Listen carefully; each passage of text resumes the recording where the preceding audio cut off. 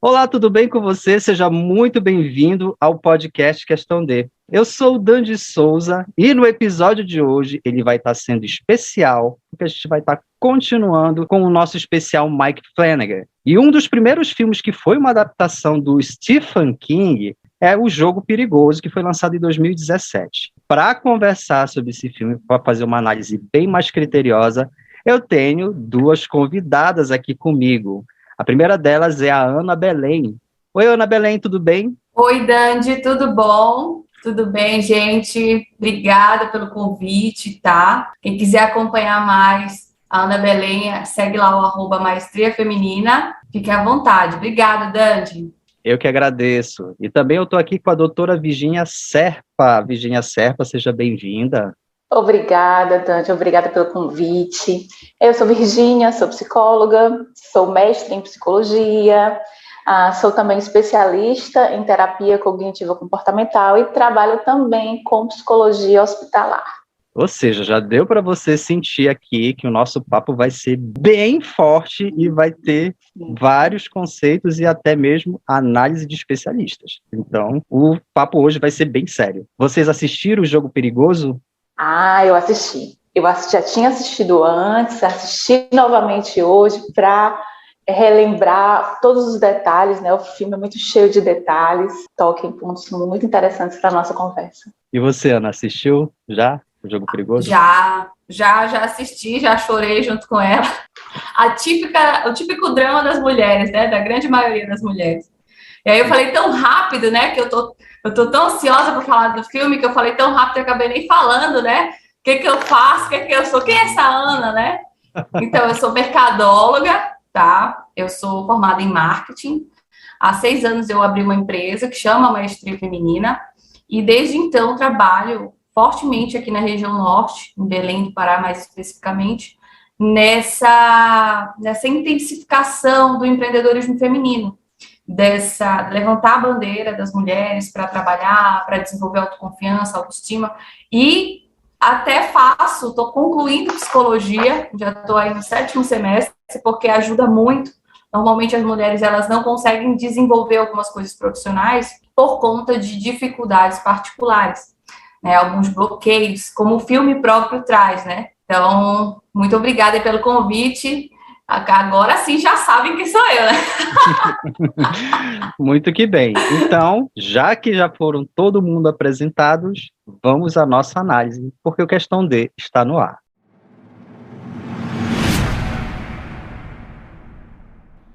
Bom, e antes da gente começar a nossa análise de hoje, eu tenho um recadinho para você aqui. Caso você não saiba, o Questão D podcast e blog, ele é um projeto independente. Ou seja, o conteúdo aqui não é o objetivo principal trazer críticas, e sim interpretações e análises de filmes e séries e algumas indicações de livros. Por isso, para entregar esse conteúdo exclusivo e diferenciado, é preciso um processo de pesquisa, roteirização, gravação, edição, correção, ou seja, isso demanda tempo e dedicação. E com o objetivo de deixar o conteúdo aqui do podcast e do blog cada vez mais profissional, foi criada uma comunidade no Apoia-se. O que é a comunidade no Apoia-se? É um site onde você vai apoiar o podcast e o blog Questão D com determinado valor. Conforme a categoria do valor que você escolher do seu apoio, você vai receber algumas recompensas. Mas, independente disso, existe uma meta principal, onde todos os apoiadores atingindo essa meta vão ter acesso a um conteúdo exclusivo para apoiadores, que pode ser um conteúdo estendido escolhido pelos apoiadores, ou então um mini curso de criação de conteúdo na internet, onde eu vou estar compartilhando alguma das minhas estratégias de criação de conteúdo.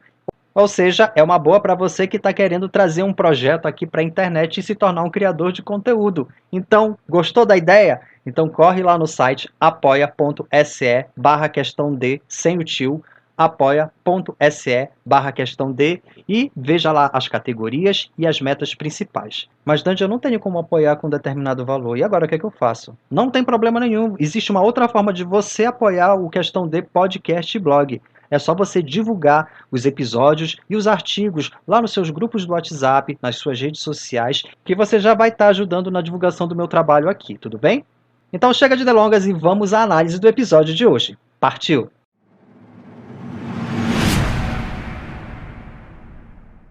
Bom, mas a gente não pode começar a nossa análise do filme Jogo Perigoso de 2017 sem analisar a sinopse. Afinal de contas, é onde tudo começa. Para quem ainda não viu, a gente já tem o filme iniciando com a Jessie e o Gerald indo para uma casa bem afastada aí de campo para tentar reacender a chama do seu casamento. Que, olha, sinceramente, essa história de reacender a chama do casamento... Ai, enfim, Ana, o que tu acha sobre isso?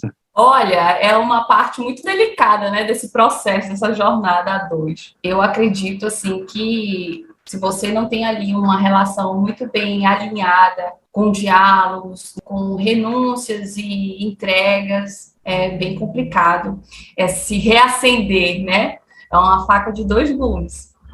E você, doutora Virgínia? Então, os relacionamentos, eles passam por muitas fases, né, por muitas etapas, pelo amadurecimento, mas o que acontece em relação ao Jogo Perigoso, que a gente consegue perceber no decorrer da trama, que, assim, será que essa chama realmente houve algum dia? Porque a Jessie, ela vivia fechada com um segredo que nós sabemos só no final do filme, e ela guardava tudo ela guardava em segredo, tudo, os sentimentos, o que ela pensava sobre o marido, a fundamentação, por que ela casou com ele. Então, aquela relação tinha assim um grande elefante escondido na sala, e que eles não conversavam sobre. E ele também tinha os seus segredos. Sim, sim. Inclusive, a gente já percebe logo no começo do filme que algo de errado não está certo ali, até porque a gente percebe esse desconforto. A gente vê o Gerald passando a mão na Jessie, subindo nas partes íntimas e ela desconfortável. E assim, ele tem um perfil bem egoísta, venhamos e convenhamos, porque ele só viu o lado dele. Ela disse, eu quero aproveitar, ver a paisagem.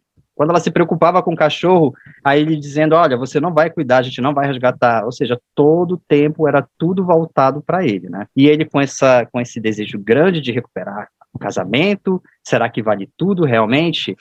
E aí que a gente tem que ir já trazendo isso. O acessório, que é o pivô de todo esse drama aí, que é o par de algemas, que é o momento que ele simplesmente coloca as algemas na Jessie, de um lado da cama, né, cada lado, só que aí que começa a desandar, porque ele simula o estupro, tanto que ele tá dizendo, eu estou dominando, aí chama, agora o papai aqui vai cuidar de você, agora você vai sentir a força do papai, aí ela já ficou, opa, peraí, como assim? Desde o momento que ela falou para ele, não, me solta, me larga, não quero, já tá definido aí que o não é não.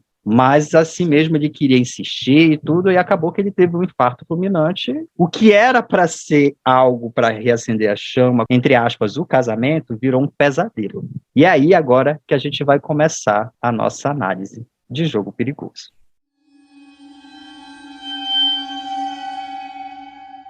Bom, o primeiro tópico, a gente já chegou a dar uma introdução aqui, que é algo de errado não está certo aí. Como eu falei, logo no início a gente percebe esse desconforto da Jessie com o Gerald, e ele começa a se aborrecer, porque a Jessie começa a se impor, o que é um direito dela. Aí entra aquela questão do não é não. É uma coisa bem importante a gente estar trazendo esses fatos, porque tem muita questão ali do machismo estrutural. Tanto que é o próximo tópico que a gente vai falar bem lá na frente, a Jessie chega a um ponto a se culpar. Mas aí vem a questão, esse jogo da responsabilidade que ele jogou para Jessie. O que você acha dessa cena, Ana? Dessa responsabilidade que ele jogou antes dele morrer, antes dele ter um infarto fulminante?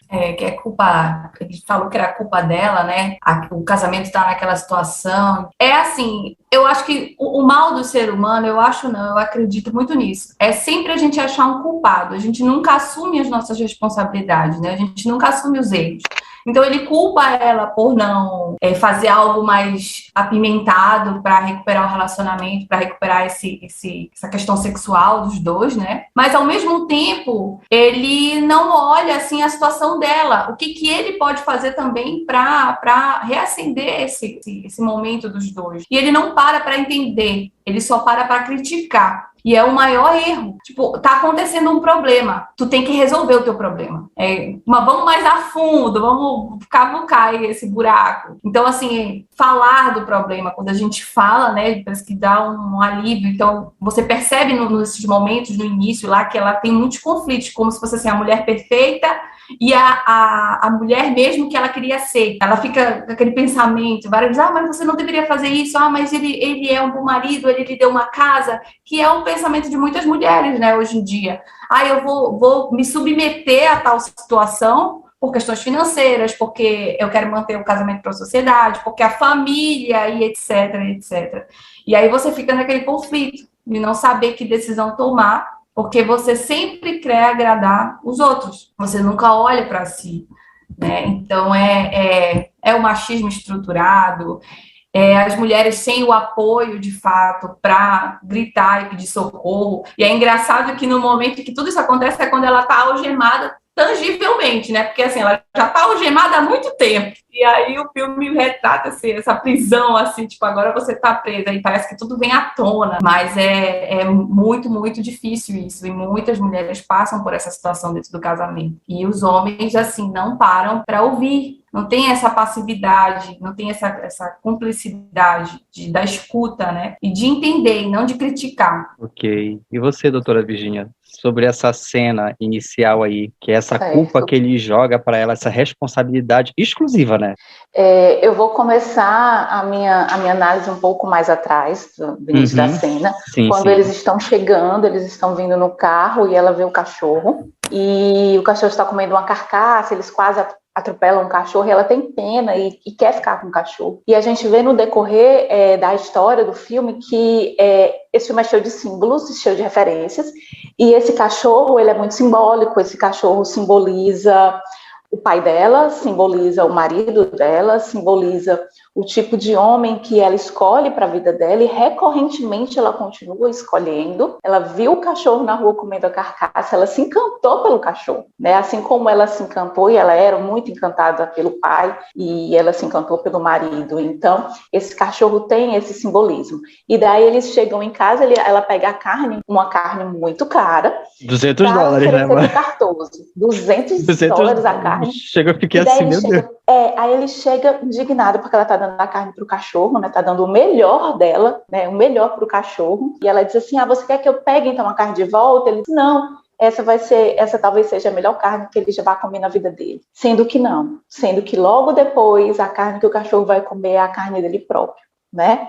E aí também eu faço uma referência, né? Ela estava ofertando ali o melhor de si para o cachorro. Essa oferta, né? Ofertou a carne, ofertou o marido, a carne que o marido comprou, ao mesmo tempo aquele cachorro simbolizava as escolhas e a história dela marcada por essas feras, esses monstros, né? Esses monstros que vêm aparecendo, que aparecem ali no delírio dela, e daí a gente fica até onde é o delírio, até onde é o real, ela fica, né? O que é real, o que é delírio, isso não é real, isso é real.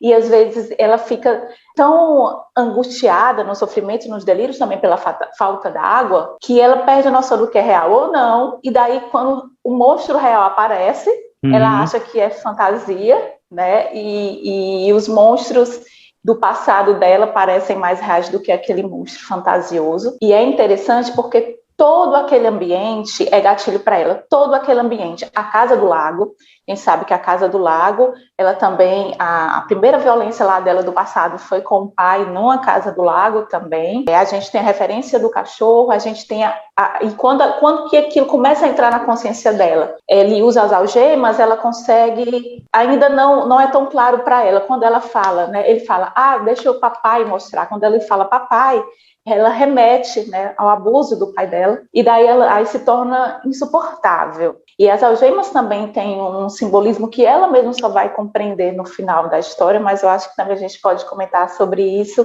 um pouco mais à frente.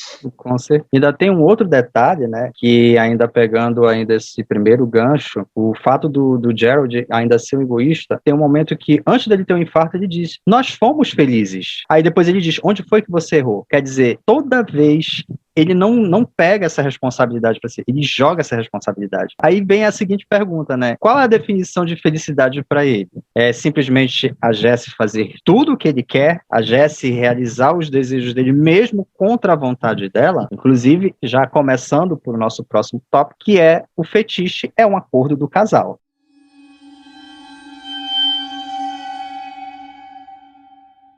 Puxando aqui como é o especial do diretor Mike Flanagan, como ele casa muito com a narrativa do Stephen King, porque apesar do filme ser de 2017, ele tem uma abordagem muito atual, quer dizer, a gente já estava nesse processo já há muito tempo de desconstrução, de esclarecimento sobre essa questão de machismo, sobre essa questão de consentimento, sobre essa questão de fetiche, sobre a questão de casal, mas mesmo assim a gente ainda está cada vez mais aumentando a nossa percepção, mas essa obra ela acaba sendo atemporal. E a gente vê essa questão do Gerald, ele tem um fetiche em dominar a Jessie. Tanto que ele leva um par de algemas. A questão do consentimento aqui, para mim, é o que pesa muito. Desde o começo, ela não sabia que ia ser algemada. Tanto que ela se surpreende quando vê a algema. Aí tá, ok, sou esposa. Ela pensou logo assim, sou esposa dele, então bora ceder. Aí quando ela viu que já estava fora de rumo, aí ela já começou a se manifestar. E ele não aceitava. Ele queria, inclusive, forçar. Então, não, eu faço com jeito. Quer dizer, e aí, gente? Se a pessoa está dizendo, se a tua companheira está dizendo não é não, não é não. Inclusive, é uma coisa que eu vou puxar até um gancho aqui, que eu estava assistindo alguns episódios do Verdades Secretas 2. A gente tem justamente essa cena de um personagem novo aí que tem, é o Percy, que pega a Angel, e assim, ela vai voltar a fazer o seu book rosa, e ela não sabia que esse novo cliente aí, que se apaixonou por ela, tinha era o fetiche pela bondade, que é com as cordas, e quando ele tá com ela, e não falou com ela em nenhum momento, certo? Aí quando chegou, já foi amarrando ela, e ela toda assustada. Quer dizer, não foi consentido, gente, não foi consentido. Só que, olha só, na cabeça dela, poxa, se eu já fui, então eu já estava sabendo que alguma coisa ia acontecer. Aí no dia seguinte, ele começa a conversar como se nada tivesse... você tá bem, tudo? Ela diz, fisicamente eu tô bem, mas mentalmente não, eu estou me sentindo um lixo. Ela falou, olha, eu te aceito como você é. Mas aí, quando ela falou isso, ele, você tá apaixonada, eu quero ficar com você. Mas ela disse, não, isso aqui tem que parar por aqui. E até onde eu assisti, ela não queria nem saber dele. Ou seja, ela está se respeitando. E é o que já está acontecendo aqui com a Jessie, de uma certa forma, né? É bizarro porque ele foi tentar simular um estupro. Sim. E, sim, assim... Ela sabia apenas que eles iam fazer algum tipo de fantasia dele, né? Ela falou assim, eu imaginava até que fossem algemas de seda, de brincadeira, né? E que é o mais seguro para esse caso, né? É o mais seguro de uma certa forma. Não, esses são fáceis de quebrar, né? Uhum. E daí, quanto mais ela negava, mais entrava na fantasia dele de dominação, né? Quanto mais ela dizia não, era exatamente aquilo que deixava ele excitado. Daí ela lembra que houve um momento, né, que ele estava com problema de ereção, por isso que ele tomou Viagra, e que o momento que eles conseguiram manter uma relação sexual foi quando ele havia simulado já um estupro com ela, tinha segurado as mãos dela acima da cabeça e enforcado ela. Aí o que aconteceu? No dia que aconteceu isso no passado, ela pensou, com quem eu me casei? Mas ela não falou. Mais uma vez ela silenciou. Ela é aquela mulher silenciada, né? Ela guarda para ela. Aí quando ela percebeu que ele estava começando a usar o Viagra, ela encontrou a receita, ela também não falou, ela guardou para si. Então, desde a infância, né, com a violência que ela sofre do pai dela, ela vem nesse silêncio, no silêncio, vem aguentando tudo. E mesmo quando ela diz não, ela consegue finalmente dizer esse não dela não é ouvido também. Isso mesmo. A palavra dela não valia nada, como ele falou, né? Que uma vez ele falou uma piada terrível, que essa piada, as mulheres são suporte de vida para o órgão genital feminino, né? Sim, o que é uma mulher, um suporte de vida para o órgão genital feminino. Então, ela também ouviu essa piada e ela também calou. Então, ela sempre calava e tentava ver uma beleza e ver uma coisa boa onde não tinha, assim como ela tentava ver uma beleza onde não tinha no pai, assim como ela tentava ter pena daquele cachorrinho que queria adotar, e o cachorro era o cão, literalmente. Nossa. Né? Então, ela estava ali, eu não sei se vocês já ouviram falar do Barba Azul, né? Ela do Barba Azul. com aquele barba azul ali a lhe atacar e ela não consegue acionar essa defesa dela. Inclusive, Ana, o que você tem para falar sobre essa cena, sobre o não é não, porque é uma luta constante esse do não é não, né? E é engraçado porque essa questão dela silenciar, como a Virginia falou, é bem interessante, porque no início que começa a remeter esse passado, né, esse momento da violência e tal, ele vai trazendo cenas. E tem a parte que o pai dela, né, manda ela se limpar e tal, e ele fala no quarto que ela tem que ficar, isso tem que ficar entre eles, porque senão é tipo assim, você vai destruir. Ele falou isso, mas de uma forma bem sutil, né? Bem bonita. Então, desde aí, eu acho que vem se fortalecendo esse silenciar, né? Esse ceder dela para todo mundo, porque ela não pode estragar a família, ela não pode. Tipo assim, como se os desejos dela, as vontades dela eram erradas. Só o dos outros e o acolhimento dos outros, para os outros é que era o certo. Então, assim, não posso falar isso porque vai debater, né? Vai de contra, enfim. Inclusive, o pai dela já foi transferindo uma responsabilidade para ela, que não cabia a ela, era uma criança, né? Tem esse detalhe. Da felicidade, né, da família. Lá, sua mãe vai brigar e fala assim, sua mãe não pode saber disso, porque você pode deixar sua mãe brava e tal. E aí, imagina a cabeça, né? Então, o amadurecimento prematuro de uma situação horrível, e que, assim, ela vai construindo isso sozinha, fortalecendo isso sozinha dentro dela, sem falar para ninguém, porque até então ela entende que aquilo é errado, porque se ela falar para alguém, ela pode destruir alguma coisa, fazer alguém sofrer, então ela cala e pronto, e acabou. Só que a gente vai vendo as consequências disso, né?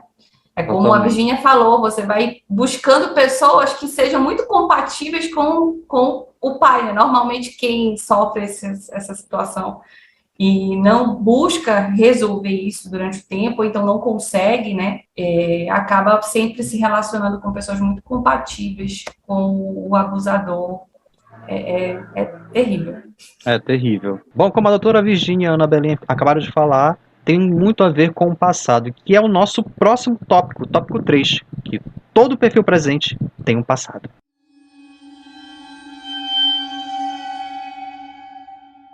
E é justamente no momento que o Gerald tem o infarto fulminante, é que nós percebemos nessas primeiras horas o quanto, de uma certa forma, a Jessie se sente culpada por conta dessa vivência dela, desse passado dela. Ou seja, ela recebe uma culpa desde o momento que ela foi abusada do pai. E como a Ana acabou de falar, guarde esse segredo, porque senão você que vai estar acabando com a nossa família. Quer dizer, é complicado, principalmente já vem de um problema aí, porque o pai dela, de uma certa forma, é um adulto. A responsabilidade é dele. E ele transfere uma responsabilidade para uma criança, já percebe aí que está tudo errado. E a questão que a gente falou, né, você não assume. Ele já tem um problema, né? Ele já tem um problema, e isso aí ninguém pode negar. Mas aí você é o culpado, né? O filme todo é você apontando o dedo. Nunca ninguém no filme assume, nem ela mesma assume a responsabilidade. Porque ela já vai crescendo, ela não aceita nem que ela tenha uma dificuldade. Porque assim, quando você fala assumir responsabilidade, não é só não é se culpar, mas é enxergar que tem coisas ali que não estão, tem algo errado, né? Tem algo que não está certo aí.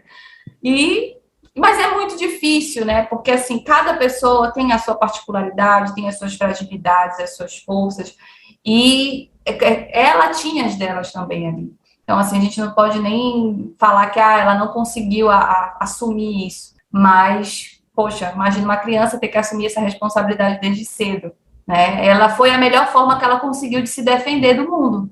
Foi errada, mas foi a forma que ela encontrou ali sozinha. É isso que eu ia falar, é a referência que ela recebeu do mundo, né? Que ela achava que tinha que guardar esse segredo, então é a referência que ela recebeu. O que você tem a dizer, doutora Virginia?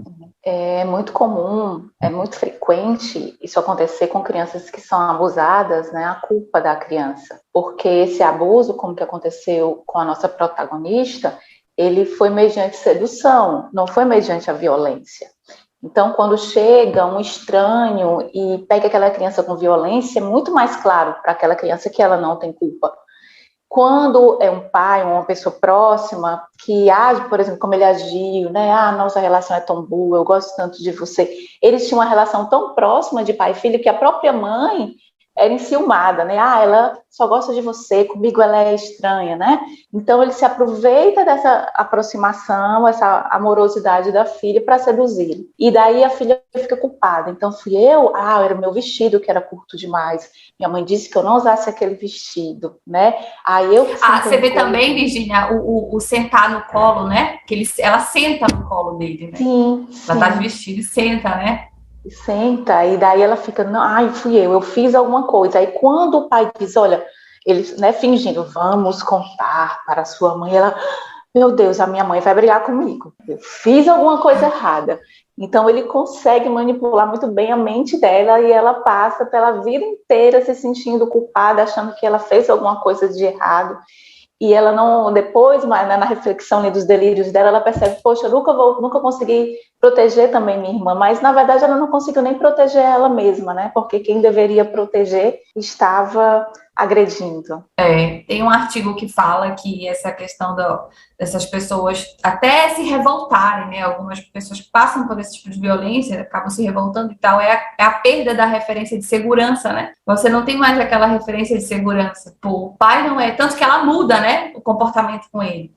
Ela fica calada, mas acaba tendo uma mudança. E a mãe percebe e fica assim, mas a mãe é tão submissa também que aquilo ali tá normal. Ela vê que tem algo errado, mas fica calada. E é interessante porque também ele traz muito isso do nosso dia a dia, porque as crianças, elas vão refletir nesse comportamento, como vocês acabaram de dizer. A mãe, teoricamente, entre aspas, não percebe. Ela diz, o que está acontecendo de estranho? Mas, de uma certa forma, no íntimo, ela sabe. Então, assim, pega essa questão da pessoa reconhecer o papel de pai e de responsável, que, como a Ana falou, a criança está ali, a referência dela é o pai, porque adulto está ali para proteger. Então, quando a pessoa falha isso, ela acaba crescendo uma criança desconfiada e achando que o problema é ela, que foi o que aconteceu justamente com a Jessie, né?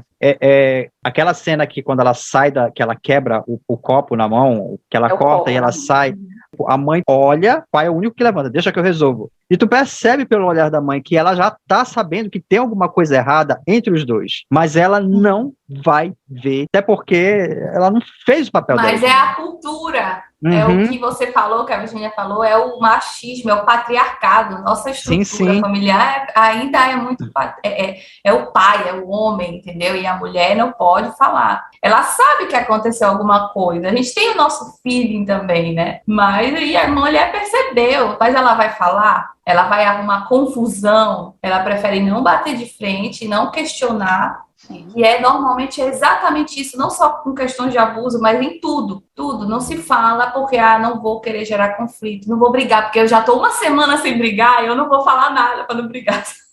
E tem vezes também que ele utiliza aquele argumento que até o Gerald fala pra Jessie, né? Se você não quer saber a resposta, então não pergunte. Quer dizer, já vem de uma cultura machista. Isso daqui resumiu muito bem o que a gente está falando aqui, né?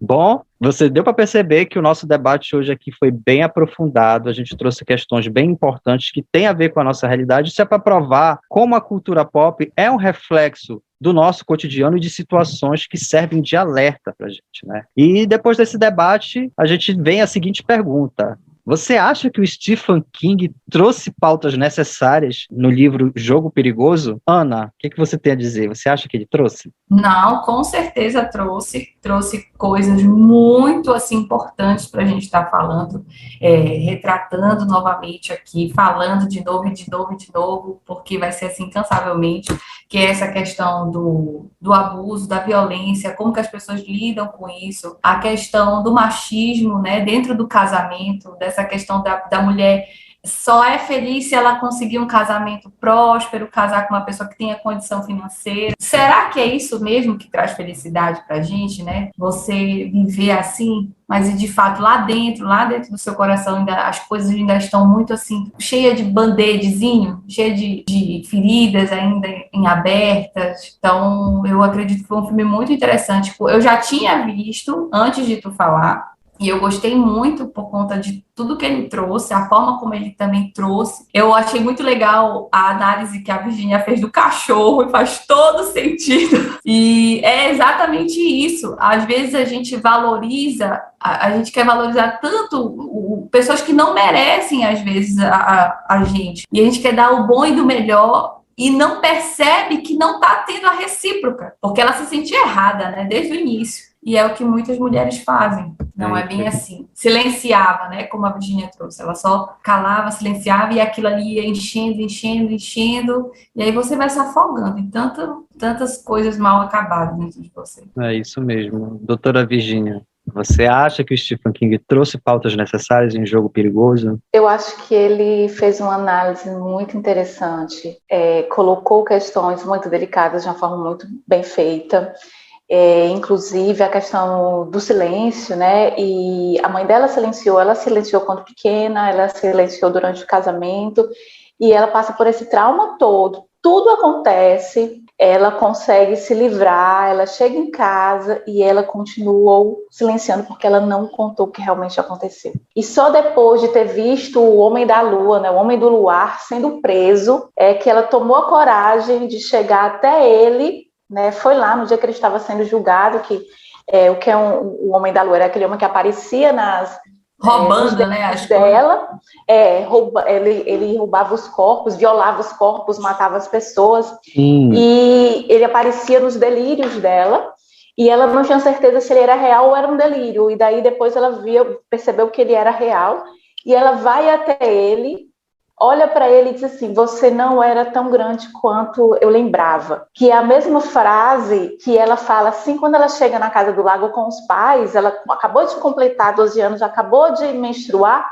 e ela olha para casa e diz assim: essa casa não era tão grande quanto eu lembrava. Então marcou aquele crescimento dela. E mais a partir daquele momento que ele chega naquela casa, que é a noite que tem o eclipse do sol, né, a tarde que tem o eclipse do sol, a vida dela passa a ser eclipsada e ela para de crescer, né, e ela para de desenvolver. E essa criança vem novamente para ela através desse delírio, desse sofrimento, e ela pergunta para quê? E daí ela entende, para tirar essa criança da noite do medo, do cachorro, da violência, do segredo, para libertar das algemas que o pai dela colocou lá quando era criança e agora o marido dela colocou de fato, e ela viveu com essa algema a vida inteira. Então, para tirar essa criança que estava nas trevas, no medo, sozinha e violentada, e trazer essa criança à luz, né? E daí que ela vai até eles: você não era tão grande assim. Então, o monstro não era tão grande assim. Eu sou muito maior do que eu imaginava, muito mais forte do que eu imaginava. E daí ela abre uma ONG para ajudar outras crianças que passaram por esse problema que ela passou, e ela pode contar a história dela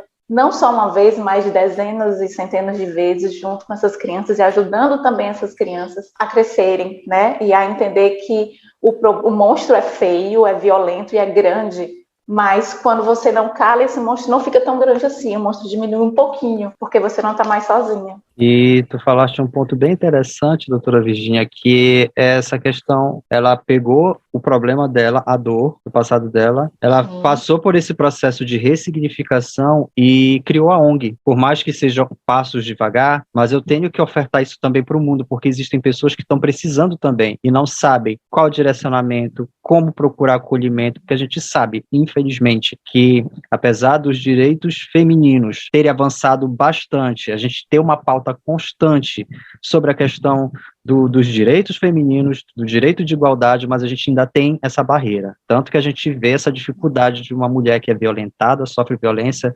doméstica, de uma certa forma, acontece o descaso quando ela vai fazer a denúncia. Então, por quê? Não tem esse acolhimento. Então, quando a gente tem pessoas que estão direcionadas para isso, de uma certa forma, o pessoal diz: não vai mudar o mundo, não interessa que não vai mudar. Eu estou fazendo a minha parte, e é o que ela fez. A Jess está fazendo a parte dela referente ao mundo, né? Você não muda com frases, bonitinhas, né, no Facebook.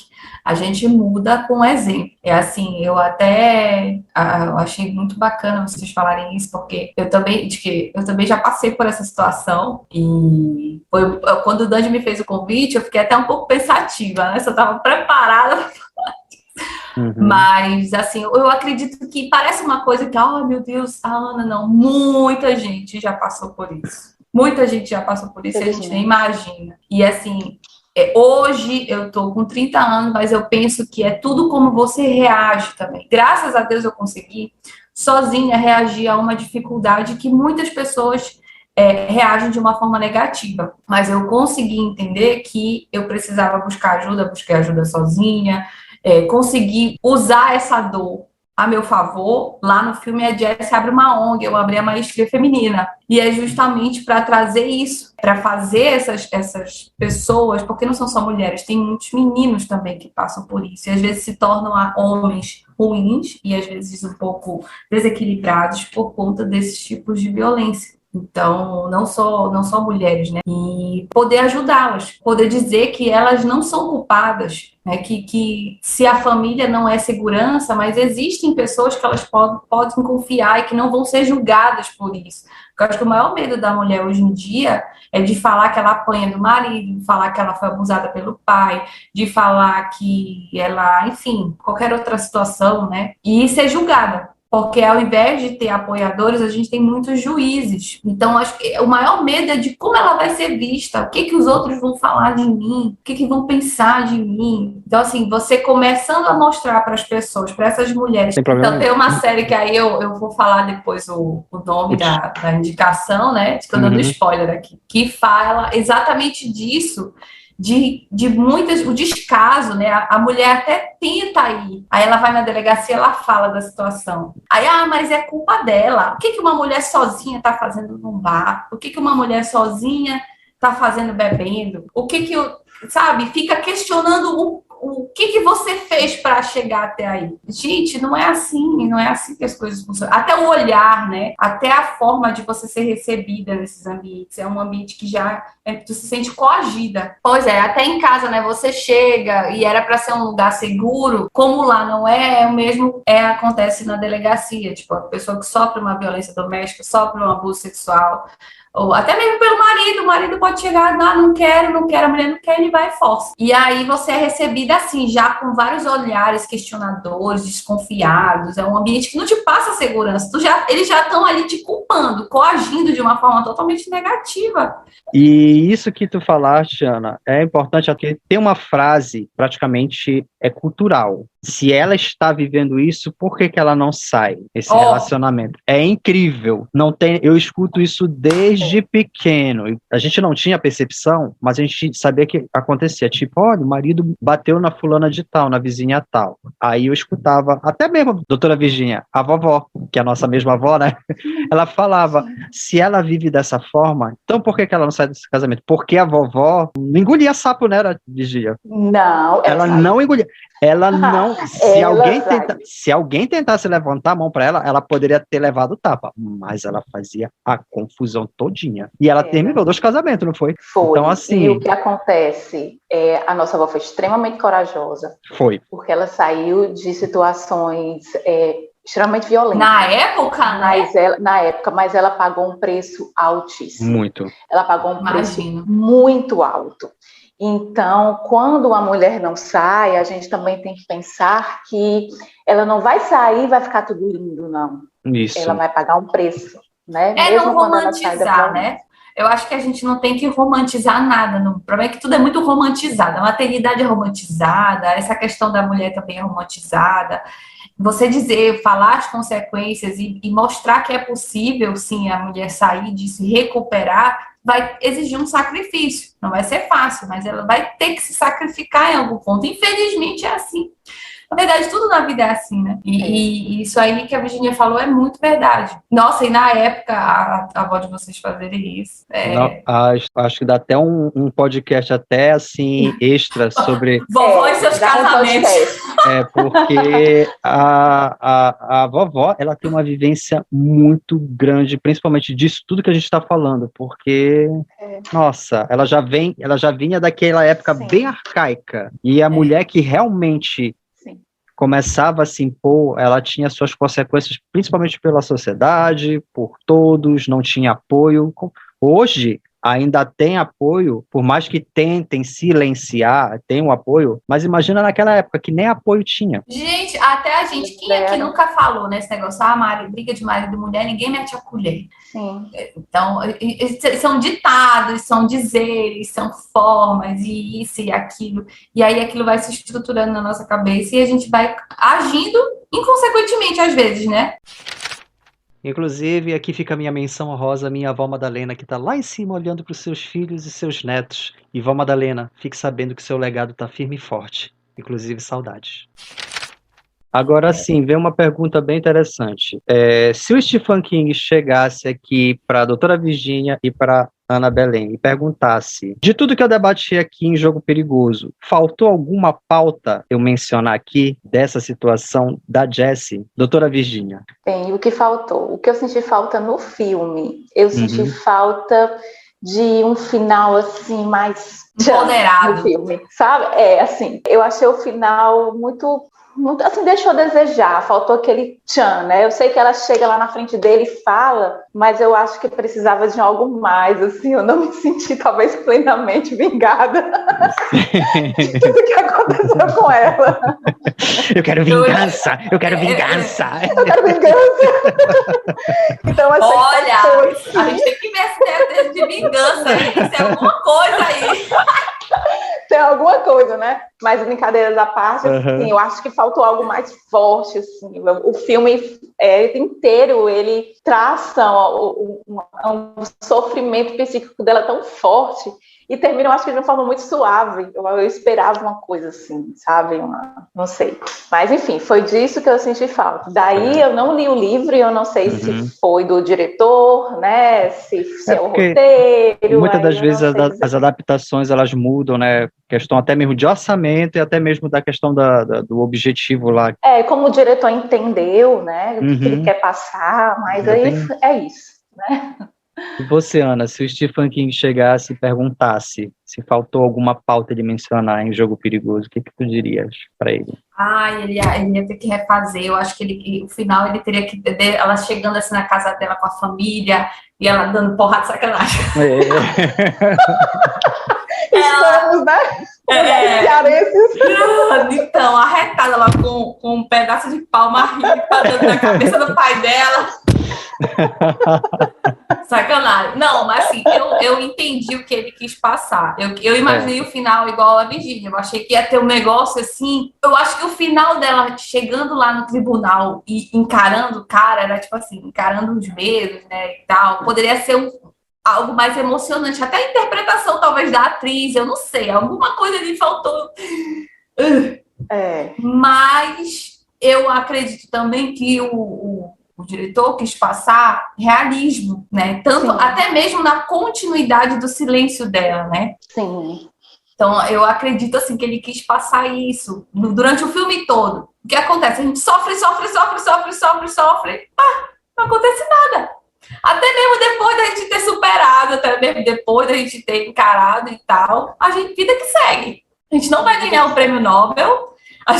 Vida que segue, né? Vida que segue, mas vida que segue mais tranquila, né? Você até percebe nela, no aspecto dela, o olhar dela muda, ela olha assim para as coisas de uma outra forma quando ela tá lá, até tá escrevendo, né? Na cena que aparece, ela escrevendo uma carta e tal. Sim, sim. E ela tá mais plena. É como se ela assim, passasse aquela sensação de alívio, mas porém calada, sem falar exatamente os pormenores do que aconteceu.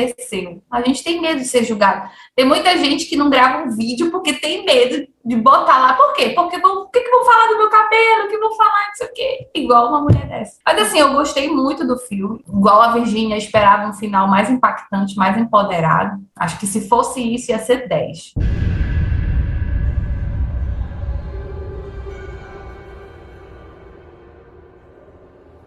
E antes de finalizar o nosso episódio de hoje, que está bem especial, a gente tem vários debates. Lógico que os nossos convidados têm as suas indicações. Ana Belém, qual é a sua indicação aqui para os ouvintes do podcast? Dandy, minhas indicações, muito parecidas com esse filme até, só que porém um pouco mais forte. É uma produção nacional, é uma série, na verdade, que é o Bom Dia, Verônica. Não sei se tu chegou a assistir. Não, ainda não sei assisti. Se a Virginia também assistiu. Retrata a violência, né, sexual e até mesmo o tráfico de pessoas e relata muitos pontos que a gente vive realmente de fato e como que a instituição polícia reage diante de tudo isso. Eu achei muito forte a série, bem produzida, e a gente tem aquele preconceito, né, da produção brasileira não ser tão boa, mas assim, se superaram. Você sai muito pesada, porque é uma série muito pesada mesmo. E você sai cheia de reflexões, cheia de questionamentos, completamente irritada, querendo tacar fogo em tudo que tá na delegacia. Inclusive, esse Bom Dia, Verônica, ele é inspirado num livro nacional, né? Inclusive, parece que ele teve só um intervalo de 2 anos de lançamento, ou 1 ano, eu não me lembro, vou até pesquisar melhor, que eu acho que ainda vai virar lá na frente pauta para esse podcast, o Bom Dia, Verônica. Inclusive, já vou convidando vocês dois para participar. Eu assisti todo, eu não consegui... Eu fiquei agoniada, eu maratonei. Fantástico, super indico, assistam. E o outro é Only Mine. É um filme, eu acho que é recente esse filme. Não sei se é 2020, 2021. Ele fala do relacionamento abusivo. E no decorrer do filme, ele fala como é vista pelas pessoas, como as pessoas mudam, né? Porque durante o filme, o abusador, ele é uma figura de autoridade e meio que essa autoridade dele, meio que justifica, defende ele. Tipo assim, como se fosse um escudo pra ele, sabe? Como que ele, uma pessoa assim, assado cozido, vai fazer uma coisa dessa? Você que é uma mulher ingrata, sabe? Aí olha só, é o filme todo essa situação. E é muito interessante também, traz essas reflexões de relacionamento abusivo, que é uma coisa que recentemente também é tema, né, de muitas discussões. Muito obrigado. Doutora Virginia, suas indicações. Sim, eu tenho um filme que é Os Homens que Não Amavam as Mulheres. Esse filme é maravilhoso.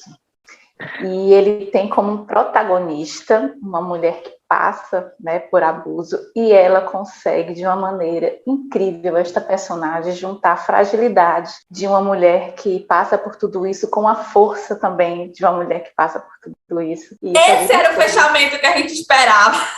Esse era o fechamento que eu esperava. Eu acho que eu estava assistindo aquele filme achando que estava vendo outra personagem.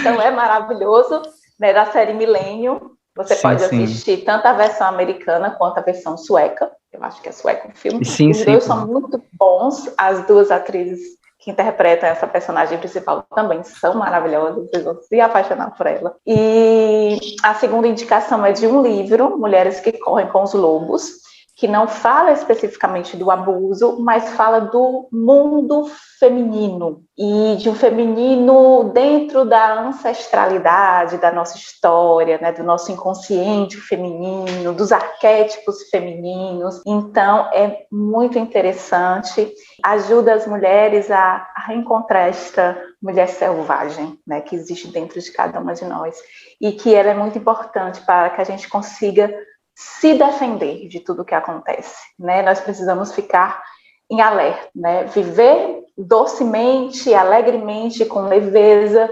mas ter aquele alerta, né? Aquela mulher loba ali que a orelhinha sobe assim e já consegue detectar de onde vem o perigo. Muito bem. Bom, a minha indicação que eu vou fazer, eu já fiz essa indicação ano passado, que era até o especial do Halloween, mas eu vou indicar novamente porque é um livro de contos de Stephen King. Inclusive, eu sempre recomendo, quem quiser saber como é a narrativa, a escrita de Stephen King, começa com um livro de contos, porque são mini histórias ali. Apesar dos contos dele ser bem condensados, a narrativa dele é bem detalhista. O nome do livro é Escuridão Total Sem Estrelas. E temos 4 contos, todos eles já viraram adaptação de filme, inclusive temos o primeiro conto, 1922, que tem um filme na Netflix inspirado Só que, assim, infelizmente ele não conseguiu captar a mesma essência que nem o Mike Flanagan em Jogo Perigoso e também no Doutor Sono. Mas a gente tem um conto que fala sobre essa questão de abuso e, assim, ele é muito tenso. É o que se chama O Gigante do Volante. E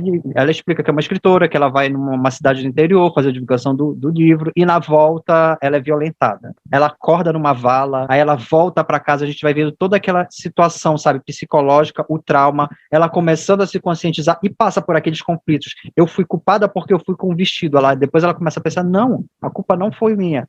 Então, assim, o Stephen King, ele é muito descritivo, tanto que você sente tudo que o personagem está sentindo. Então, eu estou recomendando esse livro mais por conta disso, para a pessoa aprender a narrativa e ver como ele descreve. E lembrando que, quando ele fez esse livro, ele é muito focado nessa questão, o terror a partir do lado humano, em todos os contos. E ele explica lá no final que o objetivo dele é que as pessoas, com essa narrativa dele, percebam como é um mundo sombrio de uma pessoa que vive nesse mundo. E para a gente ter a certeza e, de uma certa forma, agradecer por a gente não fazer parte desse mundo e procurar o caminho do bem. Que ele disse que quando ele escreveu, ele se sentiu mal, que por todas as sensações, mas assim, existiu uma vozinha na cabeça dele dizendo, não, eu preciso fazer isso, que é para as pessoas refletirem, verem como é essa situação obscura, certo? Então, fica aqui essa minha indicação. Bom, finalizamos aqui o nosso podcast. Quero agradecer a Ana Belém. Obrigado, Ana Belém, pela sua participação. Quer deixar seu recado aqui? Onde a gente pode te encontrar? Obrigada, Dante, pelo convite. Foi muito legal. A gente aprende bastante nessa troca de opiniões, de pensamentos. E falando de um assunto muito relevante. Quem quiser encontrar a Ana, pode acessar @maestria feminina e conhecer um pouquinho mais de como é que funciona a empresa, como que a gente faz esse trabalho. Vai ser muito legal interagir com as pessoas por lá. Aceito o convite para próximos podcasts. Pois você já está convidada, intimada. Doutora Virgínia, obrigado pela participação. Onde a gente pode encontrar você, seu @, seu Instagram? Danilo, muito obrigada pelo convite, eu adoro cinema, amo cinema, né? Aprendi a amar cinema com meu pai. Onde vocês podem me encontrar no Instagram, @VirginiaSerpaC, Serpa com S, certo? Eu atendo também online, eu trabalho em Fortaleza, mas eu também atendo online, então hoje com a terapia online, né, psicoterapia online, essas barreiras de espaço, elas foram quebradas, então é só falar comigo no Instagram, @VirginiaSerpaC, e eu posso atender você, e muito obrigada mais uma vez, me convide também outras vezes, porque eu adoro. Com certeza, vocês duas já estão intimadas para os próximos podcasts que tenham uma temática relacionada ao mundo feminino. Bom, eu quero agradecer você. Esse foi o episódio de hoje. Se você quiser deixar seu recado lá sobre o episódio de hoje, vai lá no Instagram, @questãod. Se quiser também mandar um recado, uma sugestão de filmes, livros e séries, manda lá por e-mail, contato@questãod.com.br. E se você quiser mandar um recado, que eu vou estar lendo aqui, tá ok? Espero você semana que vem e tchau!